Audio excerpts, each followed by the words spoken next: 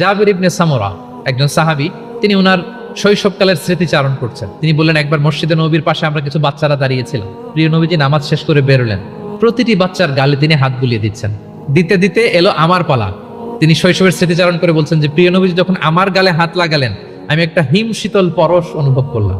এবং তিনি বললেন যে মদিনার বাজারে যখন আতরওয়ালারা আসতো, আতরের যে প্যাকেট বা লাগেজ উনি যখন খুললে একটা চমৎকার স্মেল আসতো, প্রিয় নবীজির হাত থেকে আমরা ওইরকম একটা সুগন্ধির গন্ধ পেলাম। ওমর ইবনে আবি সালামা রাদিয়াল্লাহু তাআলা আনহু তিনি বলছেন, আমি যখন ছোট ছিলাম একবার প্রিয় নবীজির কোলে বসা ছিলাম। আমাদের সামনে খাবার দেয়া হলো, তো আমি খাবারের এখান থেকে নেই ওখান থেকে নেই, এদিক সেদিক থেকে খাবার নিচ্ছি। আল্লাহ রাসূল সাল্লাল্লাহু আলাইহি ওয়াসাল্লাম আমাকে বললেন, ইয়া গোলাম, হে বৎস, সাম্মিল্লাহ, তুমি বিসমিল্লাহ বলো। ওয়াকুল বিয়ামিনিক, এবং ডান হাতে খাও। কোন হাতে?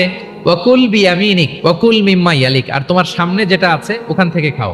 ডানে বায়ে সামনে পিছনে এদিক থেকে ছোটাছুটি করে টানাটানি করো না। তিনি বলেন যে বিশ্বনবী যখন